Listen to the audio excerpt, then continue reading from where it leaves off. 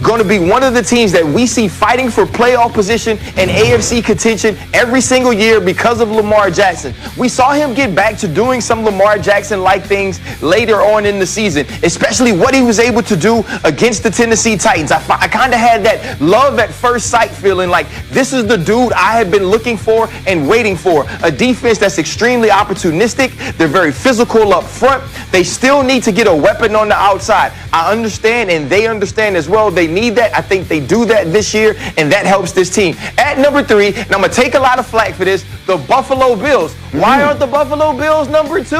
Ooh, Josh Allen. He has arm arrogance. The defense was great under Leslie Frazier. Yes, I believe all those things. That's why I have them at 3. But when we watch what happened against the Kansas City Chiefs twice last year, it showed that they were not in that class yet. Josh Allen will continue to ascend. I expect Stephon Diggs to have an encore season to what he did in his first year with the Buffalo Bills. And we saw what that relationship was like, and also a secondary and a defense that was improving late last season. The Buffalo Bills will be a team, as long as Josh Allen has a right arm, who we will have to see late in playoff seasons. And at number 2, it's the Cleveland Browns. I think I took a lot of flack a couple of weeks ago because I had the Cleveland Browns in my top 5. Yes, and they are number 2. What I watched down the stretch of last season was a team that understood themselves. A Kevin Stefanski-led team that knew who they were. Baker Mayfield understood what his job was on the team. A running game that was physical and will bludgeon you.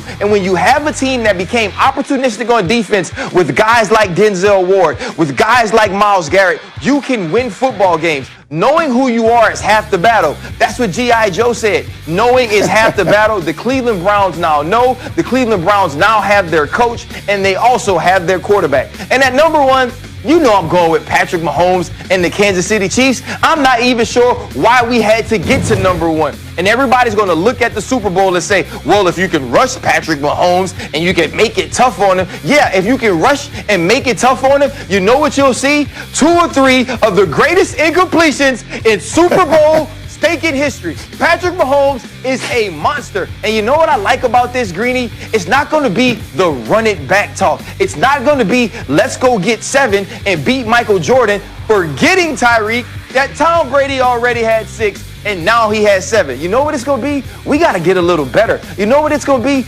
Patrick, I got to learn to get the ball out of my hands, read these defenses a little quicker. Andy, I got to get back in the lab. Eric Bieniemy, I got to get back in the lab. Defense, we got to get better. And we need an upset Chiefs team. This team is upset. This team is ready to roll, and they will be the best team in the AFC once again in 2021.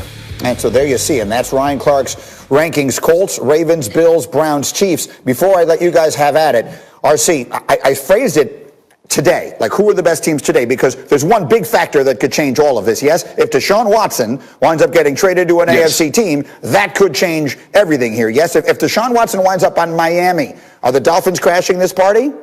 Ooh, absolutely. I mean, absolutely. Look at what the Dolphins were last year. They were 1 game away from getting into the playoffs. They were 1 game away from making noise. And obviously, we all could see that Tua Tagovailoa wasn't ready. If Deshaun Watson goes to Miami, to me, that catapults that team in the conversation of 1 and 2 in the AFC, nowhere lower than that. Okay, fair enough. And obviously, if he winds up on the Jets, they will definitely go unbeaten and win the Super Bowl. So now let me come to the reaction here. The list as of right this minute, Rob Ninkovich, what jumped out to you?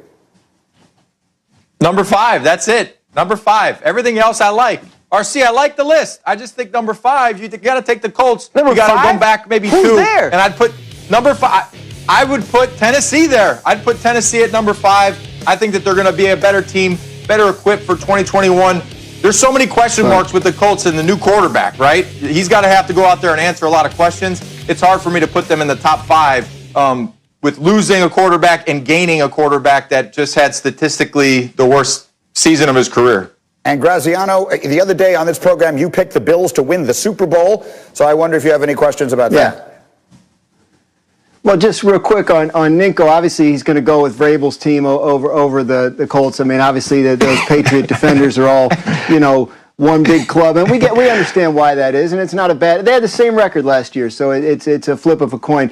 And look, as for the list, It's been made clear to me many times that my opinion does not matter because it's Ryan Clark's power rankings, and his is the only opinion that matters. So it's really not for me, Greeny, to speculate on why Ryan Clark doesn't like the Buffalo Bills and what he has against them. And it's not for me to point out that, yes, they lost to the Chiefs in a game when Patrick Mahomes actually played the whole game, whereas the Browns couldn't beat Chad Henne. It's not for me to mention those things because it's Ryan Clark's list, and we have to respect that.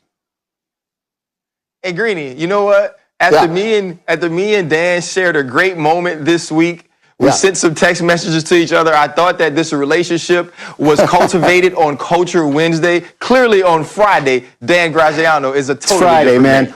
All bets are off. All bets are off. It's a very Friday. different Graziano on Football Fridays. All right, in the meantime, let me get back to the primary point here. It is what Carson Wentz will be with the Indianapolis Colts. Earlier this morning, we had Dan Orlovsky live from his vacation, and he offered these thoughts. Carson Wentz will play MVP type of football again in Indianapolis. You know, I look at the Colts as definitely a Super Bowl contender next year. I don't think they have to win it next year. He's under contract for the next 4 years, but they're one of the top 4 teams in the AFC. With now that he's in Indy with Press Taylor and with Frank Reich, the Colts are going to be a big problem next year, and Carson Wentz, mark my words, will play really good football. And so, right now, Carson Wentz, MVP, those are the words he used. We'll go back to the odds here. Caesars by William Hill puts him at 40-1, so he's tied for like the 14th most likely player. But for those just joining us, RC, I thought you made a really interesting point on this morning, that Carson Wentz should not be thinking about being the MVP, that what the Colts need is for him to be the opposite of that. Why? Because that's what got Carson Wentz into trouble this year, trying to be the MVP, trying to bring back some of that 2017 magic, working to get his own statue in Philadelphia while Nick Foles already had one. That's not what you need. That's not what the Colts have been looking for since Andrew Luck retired. That's why they had Jacoby Brissett. That's why they went out and got